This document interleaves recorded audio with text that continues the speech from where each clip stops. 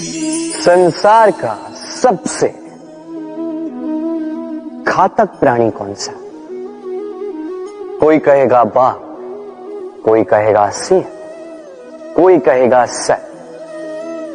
नहीं, संसार का सबसे घातक प्राणी है एक कपटी मित्र। अन्य सारे पशु केवल आपको शारीरिक हानि पहुंचा सकते हैं, किंतु एक कपटी मित्र आपकी बुद्धि का विनाश कर सकता है, आपके विवेक का विनाश कर सकता है, सोचने समझने की शक्ति को हर सकता है। एक कपटी मित्र आपके जीवन को नष्ट भ्रष्ट कर सकता है। उसमें इतनी क्षमता होती है कि वो आपको विनाश के ऐसे दलदल में ढकेल दे जहां से निकल पाना लगभग असंभव है। और जब आपको सत्य का ज्ञान हो जाता है, तब आप में जागती है प्रतिकार की भावना, जो भी सर्वप्रथम आप ही का विनाश करते हैं। इसलिए जीवन में कपटी मित्रों से सावधान रहें और ये विश्वास लोगों पर सोच समझ कर ही कीजिएगा। और आइएगा मेरे साथ, प्रेम से कहिएगा राधे राधे। आपने मनु के विषय में तो सुना ही होगा। उसे एक अवसर दिया गया, या तो वो अपने पतवार की रक्षा करे या इस सृष्टि को आने वाले प्रलय से बचाने के लिए नौका का निर्माण करे।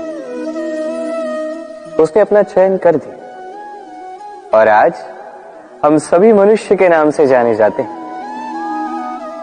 ऐसा ही अवसर मिला श्री राम को भी, सीता को भी। उन्होंने भावनाओं से ऊपर उठकर इस संसार के समक्ष उत्तम उदाहरण प्रस्तुत किया।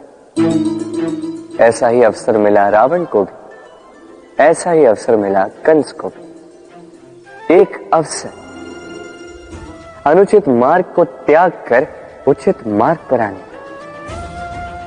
उन्होंने इस अवसर को त्याग दिया और उन्हें इस संसार को छोड़कर जाना पड़ा। एक अत्यंत महत्वपूर्ण बात स्मरण रखिए, अवसर। ये शब्द जितना छोटा है, ये जीवन में आता भी उतने कम समय के लिए। अब इस अवसर का आप क्या करते हैं? इसका लाभ उठाकर अपने नाम को प्रकाशित करते हैं, इस संसार में, इतिहास में स्वयं को अमर करते हैं, या असफलता का उदाहरण बनते हैं? निर्णय आपका। राधे राधे। कई बार हम जीवन में निराश हो जाते हैं, ये सोच के कि निरंतर प्रयास करने के पश्चात भी हमें हमारा लक्ष्य नहीं मिलता। हम समझ नहीं पाते हो क्या रहा है। कई बार ऐसा लगता है कि वो लक्ष्य जो हम चाहते हैं, वो स्वप्न जो हमने देखा, जिसके लिए हमने निरंतर प्रयास किए, हम कदाचित उसके योग्य ही नहीं। वो लक्ष्य ही हमारे लिए ठीक नहीं है। हमारा मनोबल टूट जाता है और ये अत्यंत कठिन परिस्थिति होती है। अब ऐसे में किया क्या जाए? आपको समझाता हूं एक उदाहरण द्वारा। कभी किसी वृक्ष को देखिए, वो भी अनेक कठिनाइयों का सामना करता है, जैसे पतझड़। पतझड़ के आते ही वृक्ष हार नहीं मानता, अपने पत्तों को, अपने पुष्पों को बदल देता है, किंतु जड़ों को नहीं बदलता। वो उस पर अडिग रहता है और पतझड़ के जाते ही अब वृक्ष को देखिए, पुनः हरा भरा होकर खिल उठता है। इसी प्रकार आप भी जीवन में निरंतर प्रयास करते रहे, फिर भी यदि आपको सफलता नहीं मिलती है, तो अपना मार्ग बदलिए, किंतु आगे बढ़ते रहे, निरंतर प्रयास करते रहे। किसी न किसी मार्ग से, कहीं ना कहीं से आप पहुंचोगे तो आप जानोगे कि आपकी सफलता आप ही की प्रतीक्षा कर रही है। राधे राधे। स्वप्न,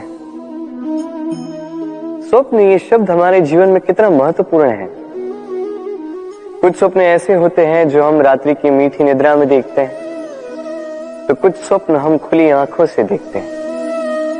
कुछ स्वप्न हमें मीठी नींद देते हैं, तो कुछ हमें सोने ही नहीं देते। अब खुली आंखों से देखे जाने वाली ये स्वप्न छोटे हो सकते हैं या बड़े, किंतु इससे जुड़ी होती है सफलता। अब आपको एक बात समझाता, ये है आपके स्वप्न, ये है सफलता। अब इनके मध्य की कड़ी है कठिनाई। तो जितने बड़े स्वप्न होंगे उतनी बड़ी कठिनाई, जितनी बड़ी कठिनाइयां उतनी ही बड़ी सफलता।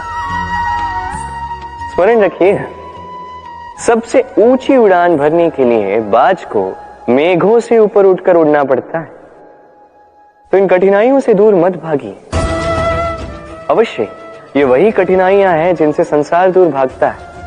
ये वही कठिनाइयां हैं जो हमारे जीवन में ना आए इसलिए लोग प्रार्थना करते हैं, किंतु ये वही कठिनाइयां हैं जिसका सामना करके आपको वह सफलता प्राप्त होगी, आपको आपका लक्ष्य प्राप्त होगा।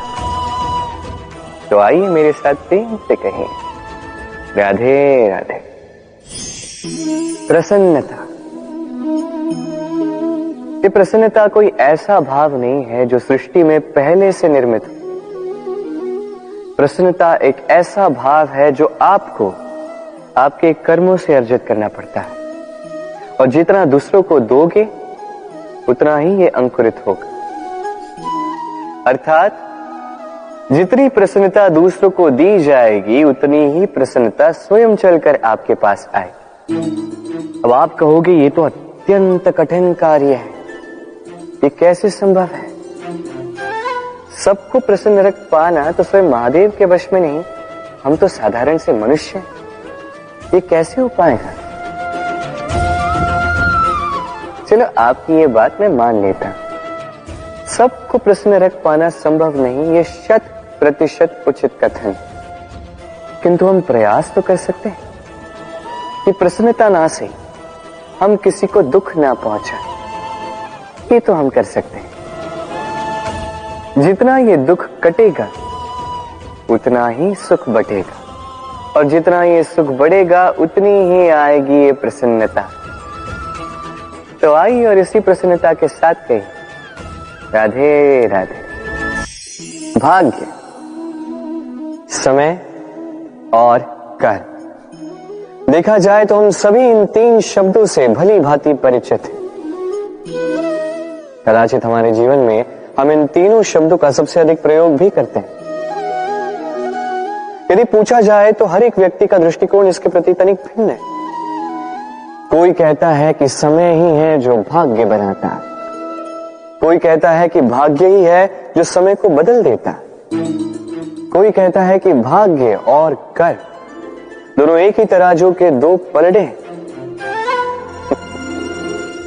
यदि आपको सत्य समझाऊं तो कुछ इस प्रकार समझाऊंगा।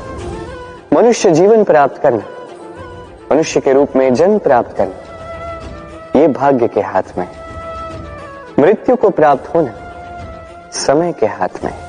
ये दोनों हमारे हाथ में नहीं, किंतु मृत्यु के पश्चात भी सदा सदा के लिए अमर हो जाना, लोगों के मन में बसना, ये अवश्य हमारे हाथ में, और ये हम प्राप्त कर सकते हैं केवल हमारे कर्मों द्वारा।